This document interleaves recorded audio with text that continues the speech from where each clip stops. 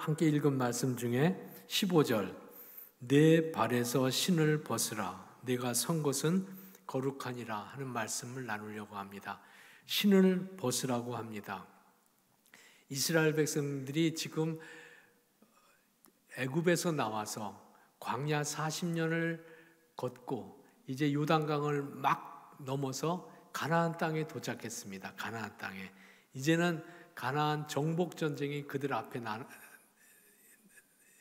펼쳐 있는 아주 긴박한 시간입니다.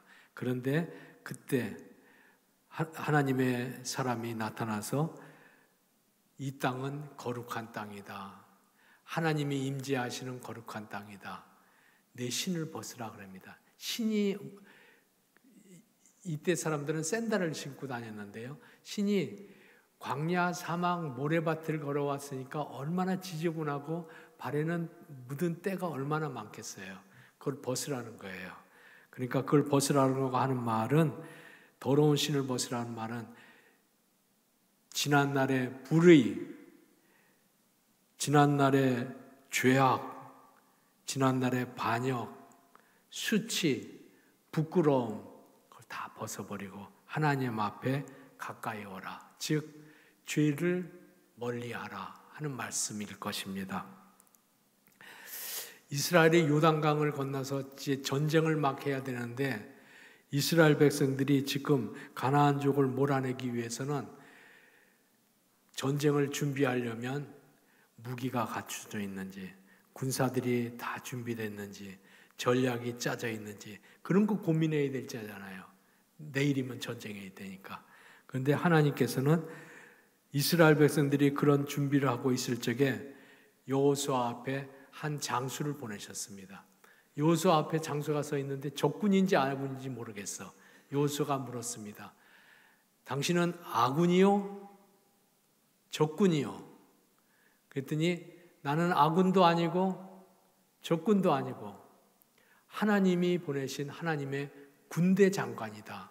여호수아는 무릎을 꿇고 엎드렸습니다. 그때 해주신 말씀이 내 발에서 신을 벗으라 하는 것입니다. 하나님 앞에서 거룩해라, 거룩해라, 더러운 것을 벗어버리라, 그런 말씀이죠. 그런데 전쟁하려고 하면 전투력이 강해야지 이기고 힘이 세야지 이기는 것이지 거룩한 것 가지고 싸우는 것은 아니잖아요. 더구나 가나안족과 싸우려고 하면 가나안 족속들은 다 거인들입니다. 거인들. 그리고 성벽이 하늘 꼭대기까지 단 것처럼 성이 높습니다. 그리고 가나안 족속은 7족속이나 되고 많은 군사들의 연합체입니다. 그리고 훈련이 잘된 군사들이 많습니다.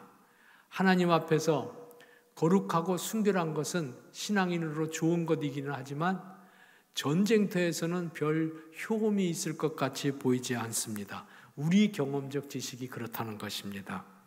거룩하고 순결한 것은 좋은 일이지만 전쟁을 이기게 할 만한 그런 무기가 되지는 못할 거다, 이렇게 생각하는데, 하나님은 군대 장관을 통해서, 하나님의 군사 장관을 통해서 거룩하라고 준비하라고 말씀하고 계신 것입니다.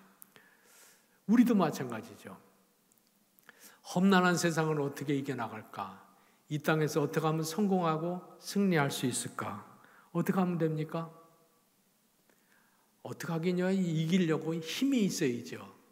실력이 있든지, 재력이 있든지, 권력이 있든지, 하다못해 무력이라도 있어야지 겨루고 싸우고 어떻게 해볼 수 있는 것이지, 단순하게 거룩하고 순결하기만 하면 유약하기 그지없어서 어떻게 이길 수 있겠습니까?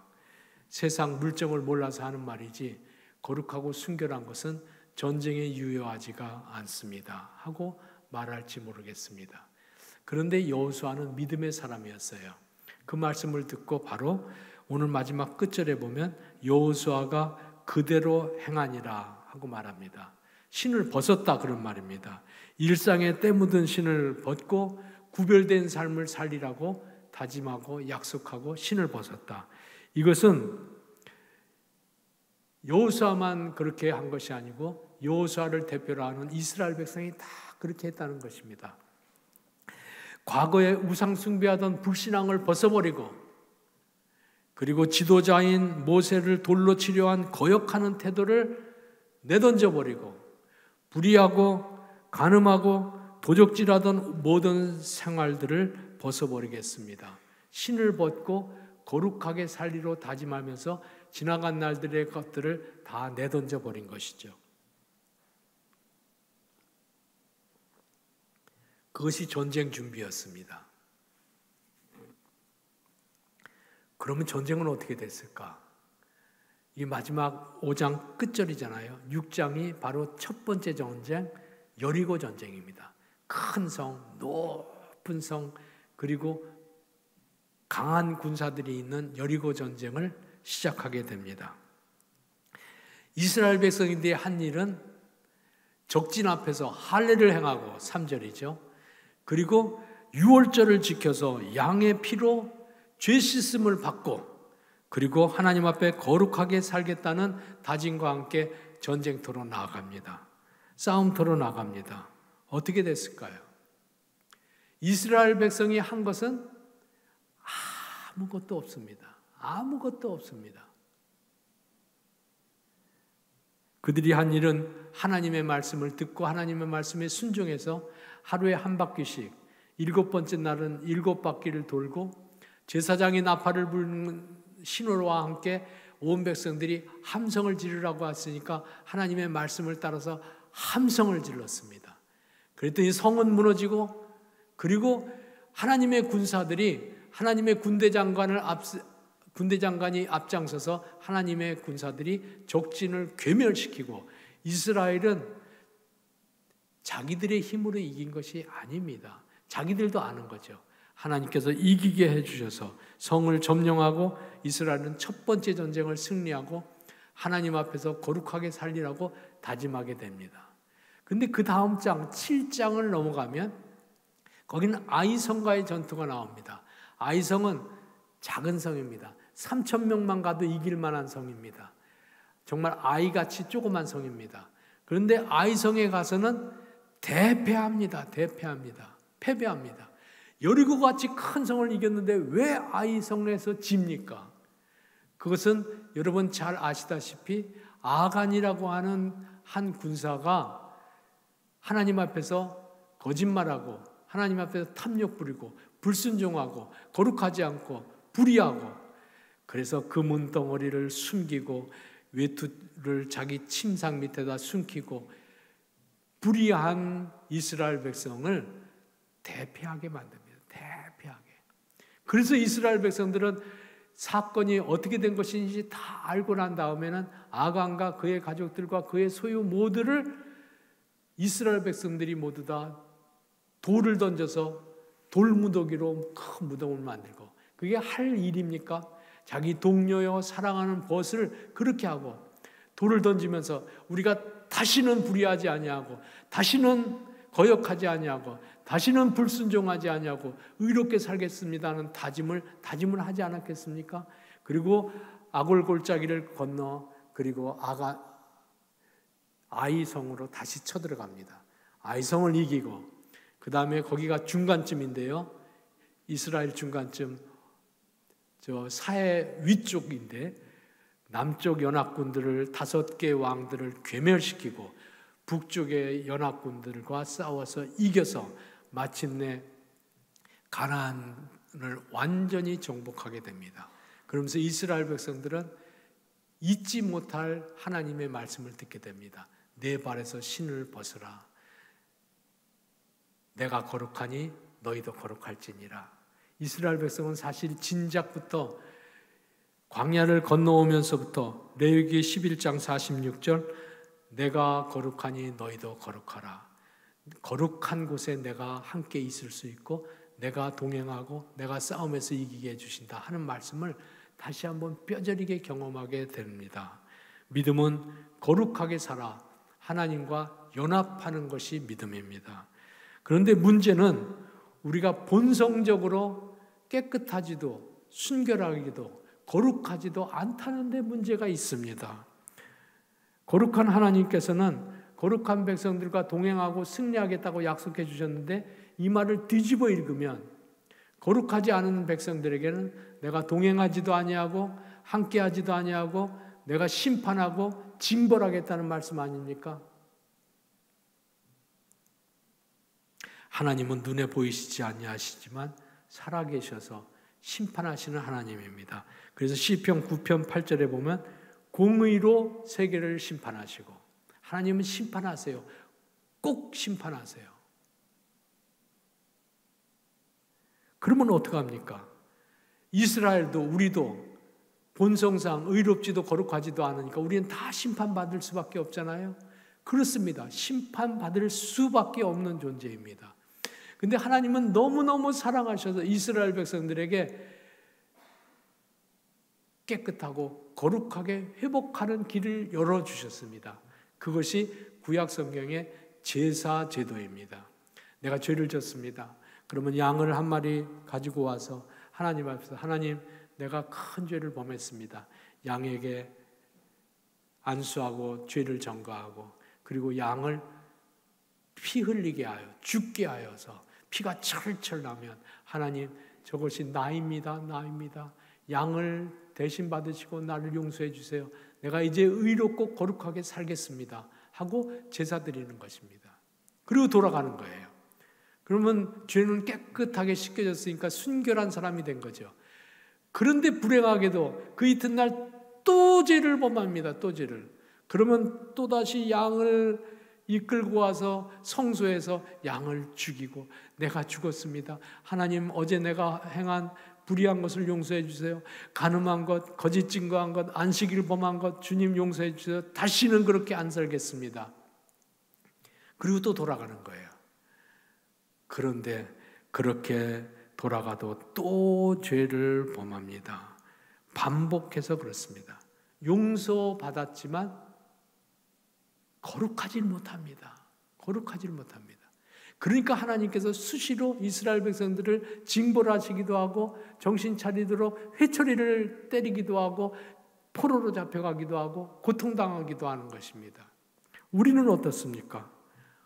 우리도 이스라엘하고 별반 다르지 않죠. 아니, 우리는 이스라엘만큼이나 할까 싶기도 합니다. 예배 드릴 때 여러분 양을 한 마리씩 가지고 오셔서 성전 강단에서 양을 죽이고 피비린내 나는 곳에서 하나님, 저게 나입니다. 다시는 안 하겠습니다 하고 돌아간다고 하면 지금 나보다는 나을 것 같아. 그렇지 않습니까? 우리는 본성상 죄를 범하고 또 범해서 실패할 수밖에 없고 심판받을 수밖에 없고 지옥에 떨어질 수밖에 없습니다. 하나님은 심판하세요. 반드시 심판합니다. 그렇게 보면 우리는 희망이 없는 존재이며 본성상 멸망할 인생인 것을 알게 됩니다.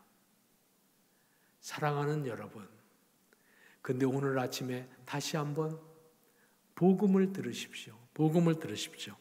우리는 심판받아 마땅하고 꼭 심판을 받을 사람들입니다. 그런데 하나님께서는 신약 시대에 와서 우리를 더욱 사랑하셔서 단번에 영원토록 죄를 씻기시고 도말하시고 의롭게 만드시고 거룩하게 만드시고 하나님 백성 삼아주시려고 독생자를 보내어주시고, 하나님이 친히 사람이 되셔서 십자가에서 못 박혀 죽으시고, 그것이 그리스도의 보혈입니다. 우리의 죄악을 씻겨주시고 깨끗하다, 의롭다, 거룩한 하나님의 백성이라고 이미 인정해 주신 줄로 믿습니다. 그것이 십자가의 사건입니다. 십자가의 사건. 의롭지가 않은데 이미 용서해 주셨다고 하나님께서 선언해 주십니다. 주님께서 돌아가신 것은, 십자가에 죽으신 건 2000년 전입니다. 2000년 전. 그때 내가 내 죄를 용서한다 할 적에는 과거의 죄를 용서하는 것뿐 아니라 2000년 후에 오늘을 살고 있는 내 죄를 용서해 주신다는 거예요. 쉽게 말하면 과거의 죄도 이미 용서하셨으며 감사하게도 내 미래의 죄까지 다 용서하셨다고 선언하신 것입니다. 2000년 전에 내 죄를, 2000년 후에 있는 내 미래의 죄를 다 용서하신 것입니다. 하나님의 은혜가 감사하고 십자가의 보혈이 뼈저리게 감사하여 뼈저리게 감사하여 나는 저주받을 것을 주님이 저주받으시고 나는 지옥 갈 걸 주님이 지옥으로 떨어지시고 나는 수치당하고 부끄러움 당할 존재인데 주님이 수치당하고 부끄러움을 다 당했습니다. 하나님 감사합니다. 하나님의 은혜에 감사하여 그 다음에 내가 그러므로 나는 하나님의 백성답게 살겠습니다. 주의 말씀에 순종하고 살겠습니다. 그래서 주님의 감동에 순종하고 주님의 말씀을 따라가는 동안에 주님께서 나를 한 걸음씩 한 걸음씩 거룩하게 만들어주는 거예요.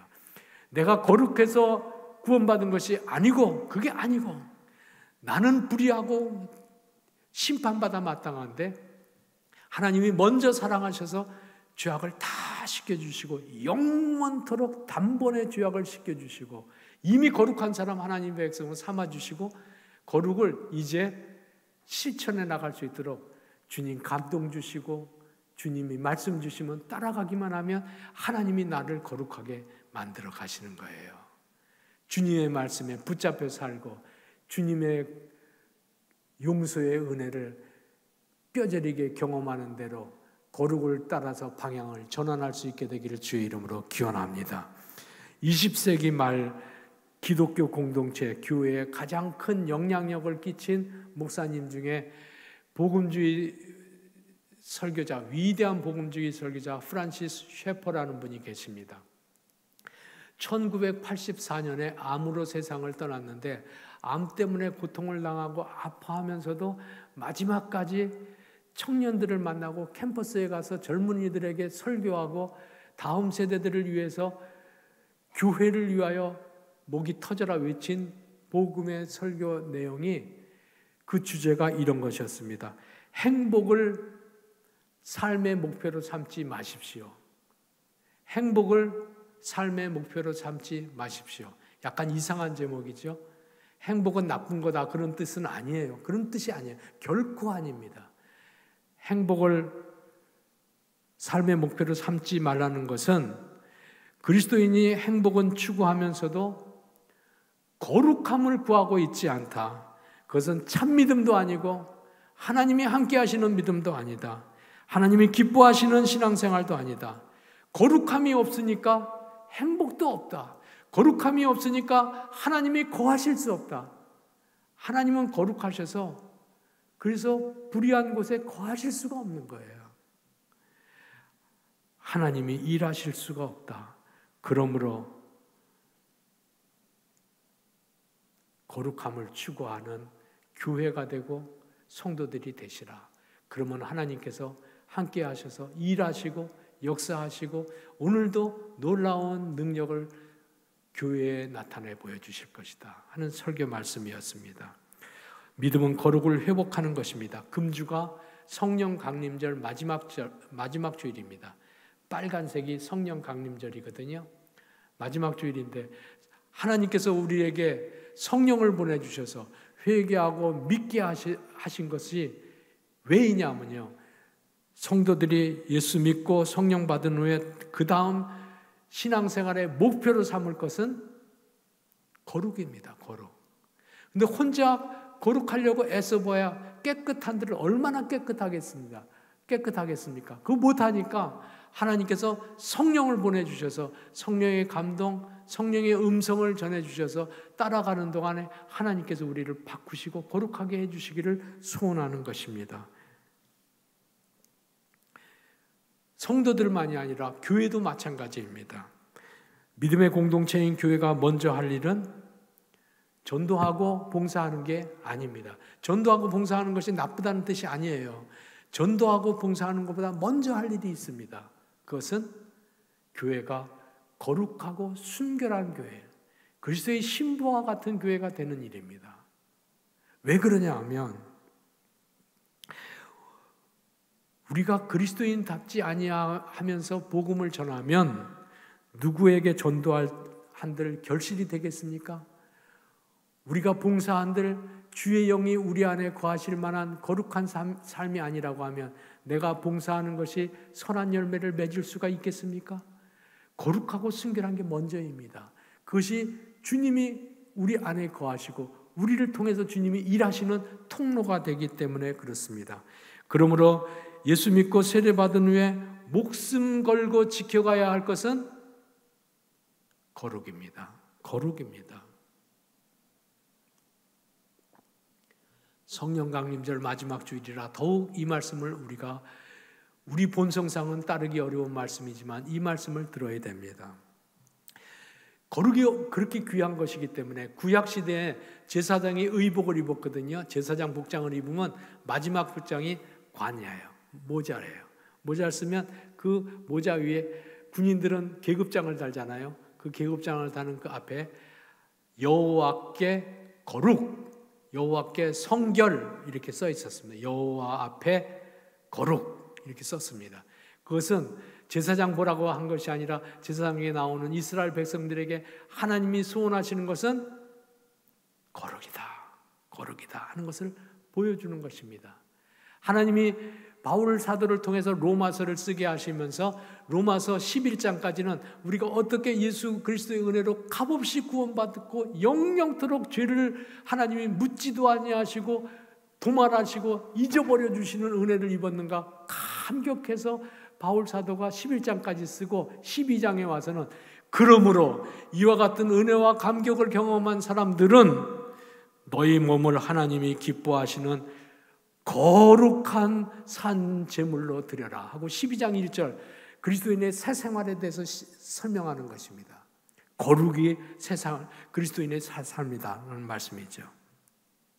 하나님 앞에서 거룩해지기를 소원하는 사람들에게 하나님은 오늘도 은혜를 베푸시고 이스라엘 백성에게처럼 똑같이 우리에게도 복 내려주십니다. 가장 큰 축복은 거룩한 것 자체가 복이에요. 거룩하게 사는 자체, 거룩하게 살려고 헌신하는 성령에 따라 사는 것 그것 자체가 복입니다. 왜냐하면 거룩하게 사는 삶 속에 하나님의 영이 와 계시니까, 함께 계시니까.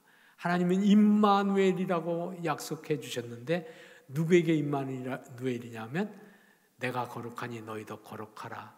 거룩한 자 속에 내가 임마누엘 함께 있겠다고 약속한 거예요. 함께 있는 게 축복이에요. 두 번째는 하나님이 함께 계시니까 하나님의 모든 능력과 부요와 지혜가 그의 것입니다. 하나님은 부자세요. 주님과 함께 있는 사람은 이미 부자예요. 하나님은 능력자예요. 주님과 함께 가는 사람은 이미 힘이 있는 사람이에요. 하나님은 지혜의 근원이세요. 주님과 동행하는 사람은 이미 지혜로운 사람이에요. 그래서 그것이 축복입니다. 예수님도 그런 말씀하셨습니다. 산상설교 끝부분에 하나님의 나라와 그의 의를 구하라. 의가 거룩이에요. 깨끗함을 말하는 거예요. 의를 구하라. 그리하면 이 모든 것을 너희에게 더하시리라. 이 모든 것이 무엇입니까? 세상에서 하는 모든 일에 하나님께서 은혜로 덮어주시고 은혜로 축복해 주시고 이끌어 주신다는 약속이에요. 예컨대 전쟁을 하면 승리하게 하고 이게 이스라엘의 증거죠. 교회로 말하면 부흥하게 하시고 기도하면 응답해 주시고 삶은 성공케 해 주시고 거룩을 따라 살게 되기를 다시 한번 주의 이름으로 기원합니다. 그런데 나는 지난날 동안 예배 생활 잘하고 신앙생활 잘하고 수고도 많이 하고 헌신도 많이 하고 봉사도 많이 했는데 왜 나는 하나님의 능력도 입지 못하고 하나님의 은혜도 입지 못하고 하나님의 능력 안에 하나님의 지혜 안에 하나님의 권능 안에 거하지 못했습니까? 왜겠어요? 돌이켜 보셔야 됩니다. 하나님이 도와주신 것이 아니고 내 삶이 거룩하지 않아서 하나님이 함께 계실 수 없었던 것 아닐까? 이유는 그것뿐입니다. 거룩을 사모하게 되기를 주의 이름으로 기원합니다. 이것이 주님께서 성령 주시고 우리에게 성령 강림주일 마지막 주일에 우리에게 요구하시는 이미 구원받은 하늘나라의 백성들에게 그러니까 거룩해서 구원받은 거 아니에요. 그런데 구원받은 사람은 그 은혜가 감격하고 뼈저리게 고마워서 거룩하게 사는 거예요. 그럼 하나님이 함께 하시고 하나님이 능력 주셔요. 어떻게 거룩하게 될까요? 내가 오늘부터 결심하고 깨끗하게 살겠습니다. 안 됩니다. 그렇게 살아도 또 실수합니다. 또 실패합니다. 나는 거룩하게 살 만한 능력과 그런 성품의 사람이 아니에요. 못 됩니다. 본인을 알아야 됩니다. 우리의 본성을 알아야 됩니다. 그럼 어떻게 하면 됩니까? 성령의 인도를 따라 성령이 감동하시면 순종하시고 하나님의 말씀을 통해서 내게 말씀해 주시면 아이고 전쟁을 그래서 이깁니까? 그딴 소리는 옛날 얘기고 주님 말씀하심으로 내가 따라갑니다. 따라가고 순종해 나가는 동안 우리는 어느새 하나님이 거룩하게 만들어 주시는 것입니다. 그러므로 오늘 아침에는 거룩을 사모하는 여러분, 하나님의 능력이 우리 안에 늘 거하시는 하나님의 사람의 증거를 보일 수 있도록 하나님 앞에서 한 가지씩 약속합시다. 금주에는 내가 무슨 말을 하고 무슨 행동을 하고 무슨 생각을 하든지 하나님 앞에서 생각하고 하나님 앞에서 말하고 하나님 앞에서 행동하기로 약속하십시다. 하나님 앞에서 예배당에서는 우리가 하나님 앞에서 예배드리잖아요. 지금 다 거룩한 마음으로 예배드리죠. 맞습니다. 지금 거룩한 20년 그대로 한 주일 동안 무슨 일을 만나든지 하나님 앞에서 생각하세요. 하나님 앞에서 말하는 것처럼 말하세요. 사람 앞에서 말하듯 하지 말고 하나님 앞에서 행동한다고 말하세요. 보이지 않는 하나님, 숨어 계신 하나님, 그 하나님 앞에서 행하세요.